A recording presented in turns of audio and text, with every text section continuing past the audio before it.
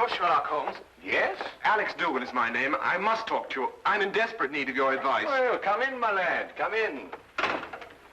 Oh, permit me to introduce my friend and colleague, Dr. Watson. Watson? Watson?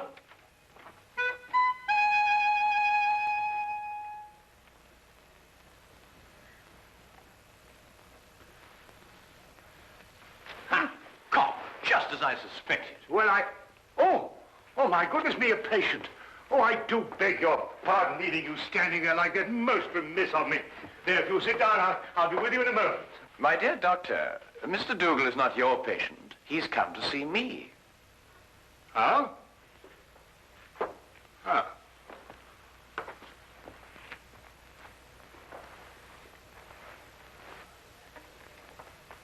About a matter which I imagine has something to do with the injury you sustained, eh? About a matter which might prove even more disastrous to a certain young lady if she's allowed to marry this man without somebody telling her. But on the other hand, how can I tell her when... You're jumping about rather a lot, Mr. Dougal. Mentally, of course. Yes, forgive me.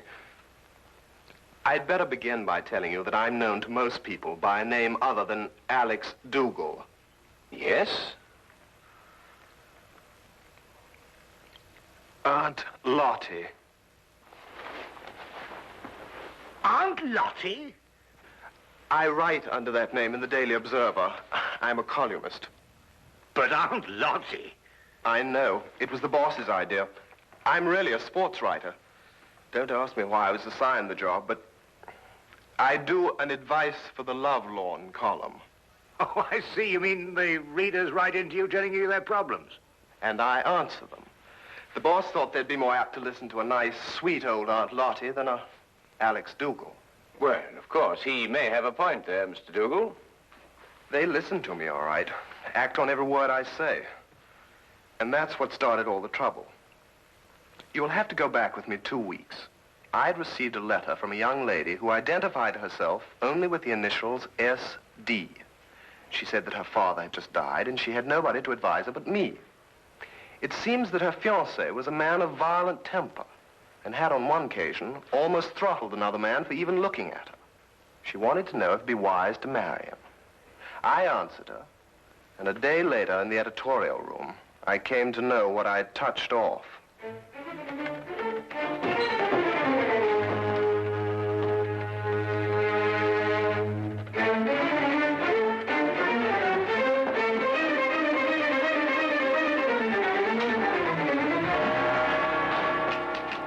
Where can I find Aunt Lottie?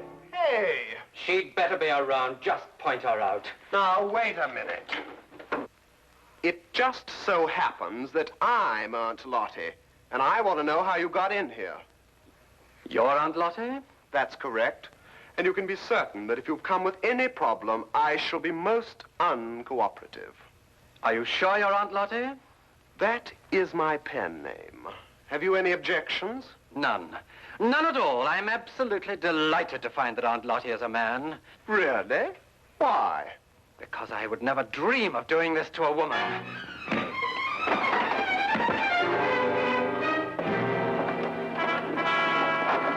What's the meaning of this? You received a letter the other day from a young lady asking whether it was wise to marry her fiancé, a man of violent temper. That's right.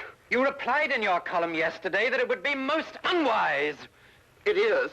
But what's it got to do with you? I know. Don't tell me. You're the fiancé. Aunt Lottie, you have a lot of mending to do. Mending? In your column tomorrow, I want you to take back every word. It's impossible. My publishers would never allow it. Right, then you'll go and see her personally. Her name is Susan Deering. Her address is 116 Chatham Hills Road, Bathampton. When you get back, I shall expect to hear that she has refixed the wedding date. Now, wait a minute. You can't intimidate me. I gave her my honest advice, and I intend to stick to it. What did you say? I intend to...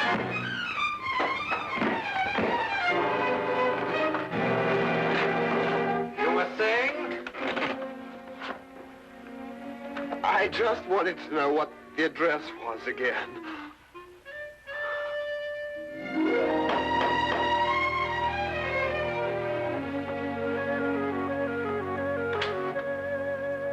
Miss Deering?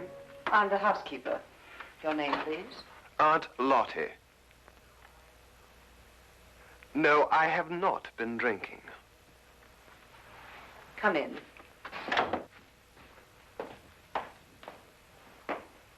Wait here, please. I'll call her.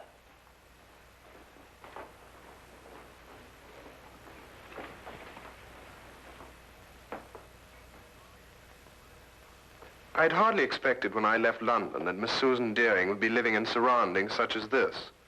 Most of my readers were shop girls. Girls from a modest background, anyway. But Susan Deering was an heiress. I realized this when I recognized the subject in the painting above the fireplace. He was Oliver Deering, the chemical manufacturer who 6 months ago had suffered a heart attack while pursuing his favorite sport, bicycling. He was undoubtedly her father. How do you do? How do you do? Are you really Aunt Lottie? I'm afraid so. My editor felt it would inspire more confidence than a name like Alex Dougal, which is my own. But I don't agree with your editor at all. Oh, really? I never fail to read your columns. They're always so full of wisdom and understanding. Almost like Father used to talk before he died. Well, thank you. But if I didn't think so, I never would have written to you. Never have called off my wedding. Well, as a matter of fact, that's what I came to talk to you about, Miss Deering. Do you mind if we sit down? Oh, please, yes. Here you're hurt and I've kept you standing. Just a little accident. Nothing at all. Yet. Would you like a pillow or something? Oh, no, thank you.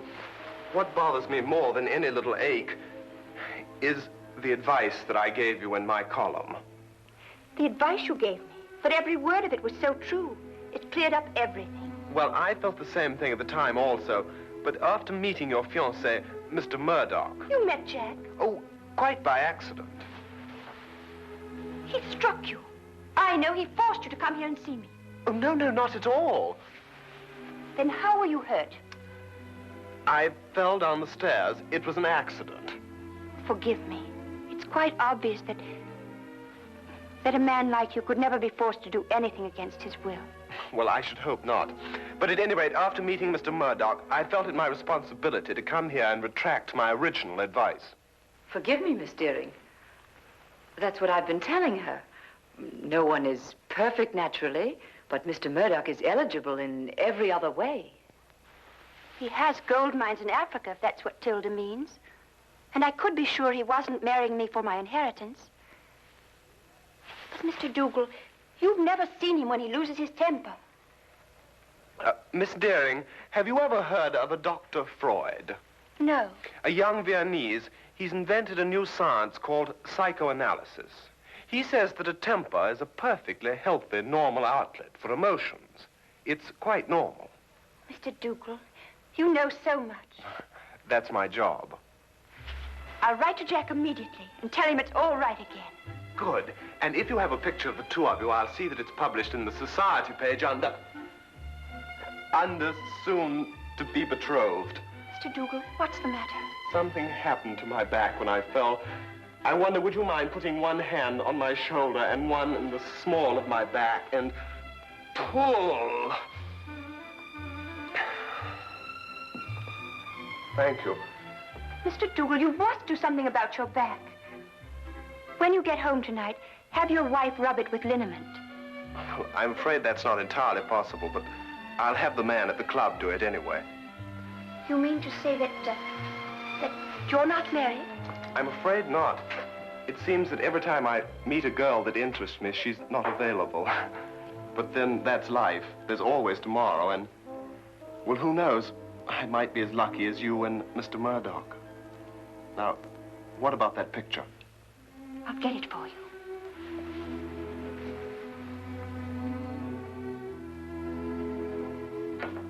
All the way back to London, my eyes kept returning to the snapshot that had been given me, and to Murdoch's face. I really hadn't had time to study him when he first came into my office. Everything had happened so fast. But now I had the clinging feeling that I'd seen him somewhere before. But where? And under what circumstances?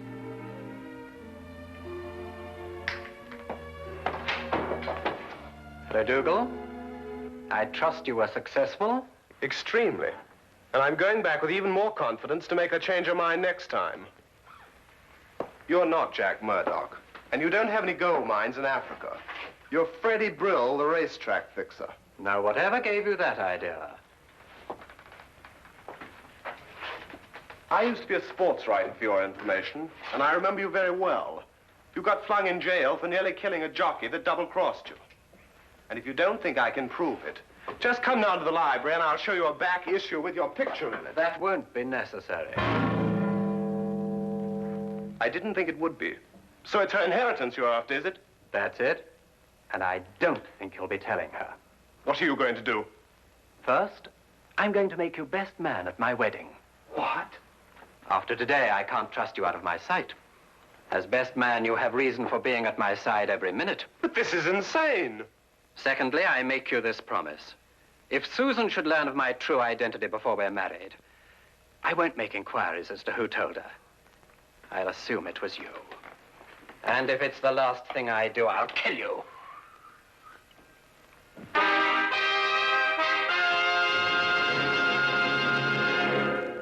Now, we return to the case of the violent suitor. I'm always giving out advice myself, but here I am, strangely enough, asking for it. What shall I do? If I expose Murdoch, he'll obviously take his revenge on me. But on the other hand, how can I allow poor Susie to be victimized that way? I see. So it's Susie, is it? Well, up until half an hour ago, when I managed to get away from him, Murdoch keeps me handcuffed to his side. And naturally, when he saw Miss Deering, I did also. Ah, yes, quite naturally. Well, there's no point in denying it that she does something strange to me. And I found myself wanting to be the groom instead of the best man. That may very well happen yet, Mr. Dougal. But how, with Murdoch still in the picture? We'll remove him from the picture. Well, it's simply stated, Holmes. But surely you don't mean to expose Murdoch and risk Mr. Dougal's life. No, Watson. If any lives are going to be risked, they'll be yours and mine. Oh. My plans aren't crystallized yet, Mr. Dougal, but my advice to you is to go back to Mr. Murdoch and continue to be his best man. You'll hear from me very soon. I'll do anything you say, Mr. Holmes. Thank you, Mr. Holmes. Not at all. Oh, wait.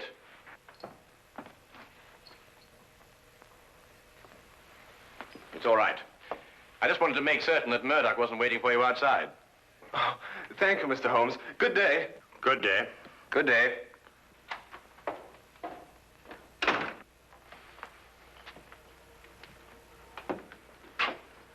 And how do you propose to help Mr. Dougal? By removing Murdoch from the picture. But how? By proving that he killed Miss Deering's father. What? Safely behind bars, Murdoch could neither marry Miss Deering or harm Dougal. But Miss Deering's father died of a heart attack. He was cycling. You heard it yourself. My dear Watson, it was made to appear as if he had been bicycling. Well, now, really, Holmes, you haven't even left the room. How can you say such a thing? Ah, here it is. I thought I'd kept it. Have a look. When that picture was published in the papers, I showed it to Inspector Lestrade as proof that Oliver Deering was murdered.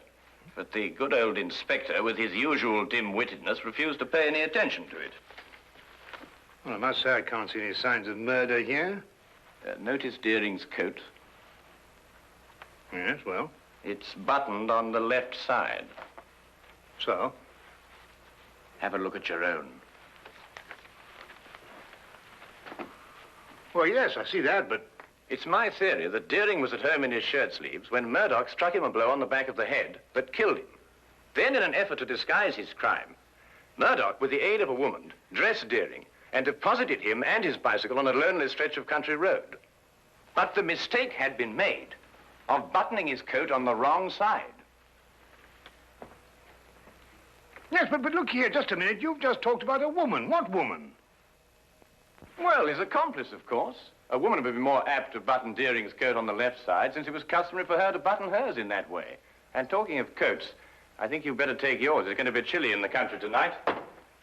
Well, assuming everything you say is true, what's the motive in killing Deering?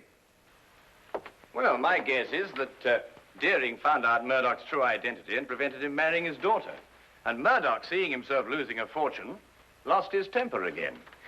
Come on, Watson. We'll pick up Lestrade on the way. Right. Take my coat.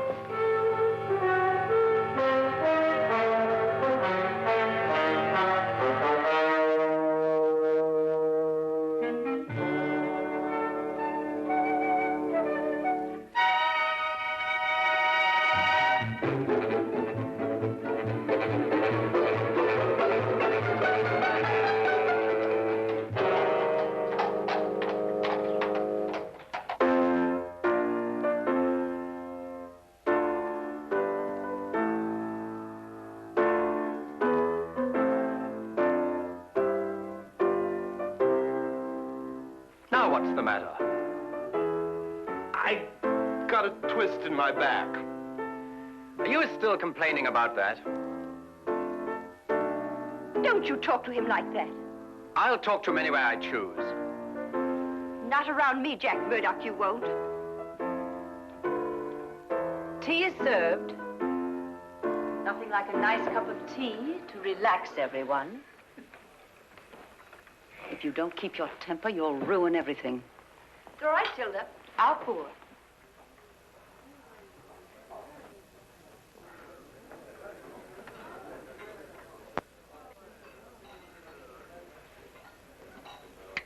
Why didn't I think of it? Of course. Of course, what? The accomplice, it's Tilda. The housekeeper? Yes, it would have to be someone normally attached to the house to have been present at the murder. Tilda fits the part perfectly. She would also have to know Murdoch. And from the manner in which she's just been talking to him, that's obvious, too. Your theory sounds as wild now as it did when you first told it to me. Lestrade, give me your gun, will you? What for? Well, I'm just going to put my theory to the test. Wait a minute. Oh, don't worry. I shan't hurt anyone.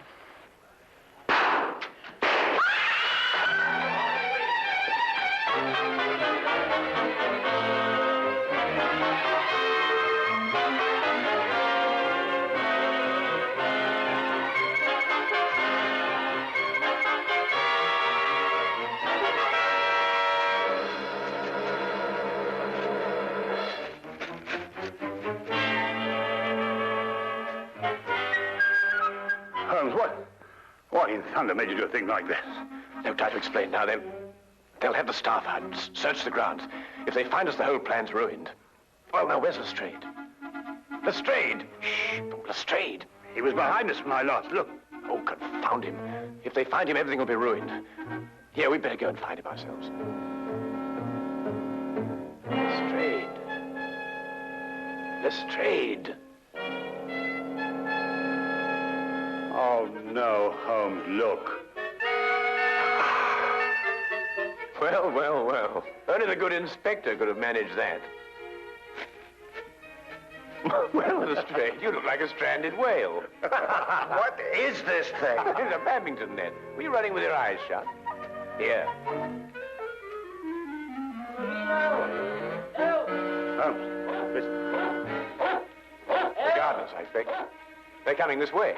We've got to get to the carriage. Come on, Lestrade. Get me out of this thing. Oh, there's no time for that. Come on.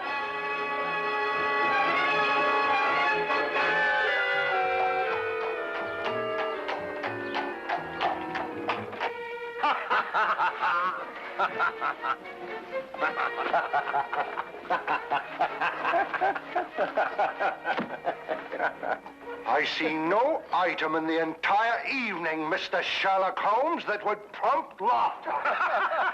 I'm terribly sorry, Lestrade, but I shall cherish the memory of you thrashing about on that badminton court for years to come.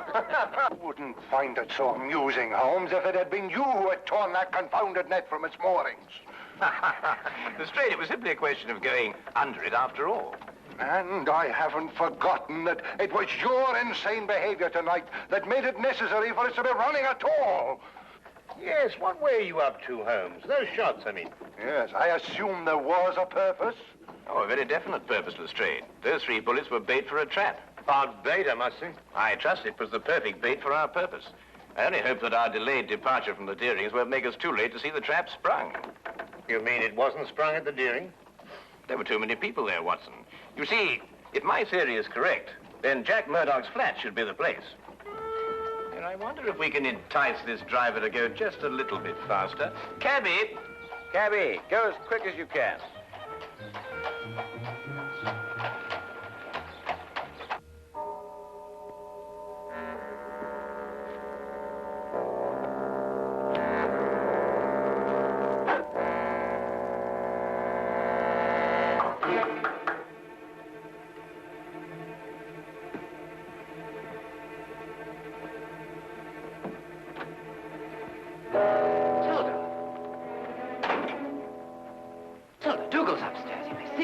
I'm not staying long.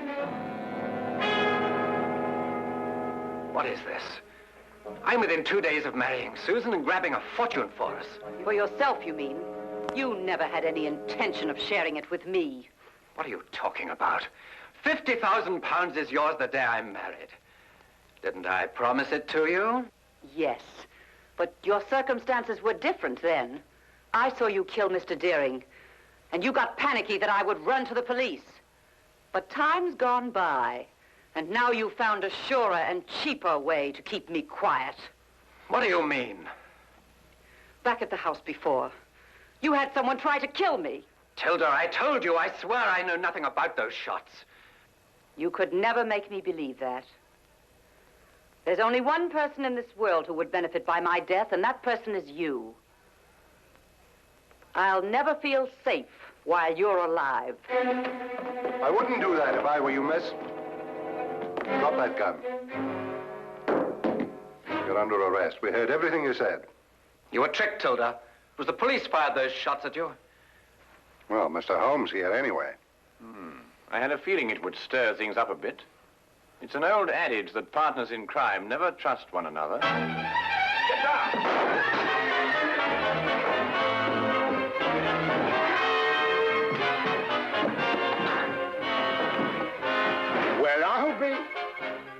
I've been practicing my right ever since I met him. Ah, well done, my boy. Well done.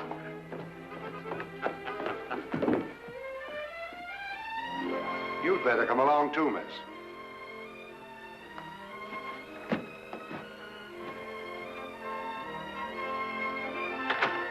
I believe I've outgrown the Aunt Lottie label now. I'm going to ask Susan to marry me. Good for you. First thing tomorrow morning. It's too late tonight. Oh, I don't think it's too late. You don't? No. Definitely not. I'll go right now. Good idea.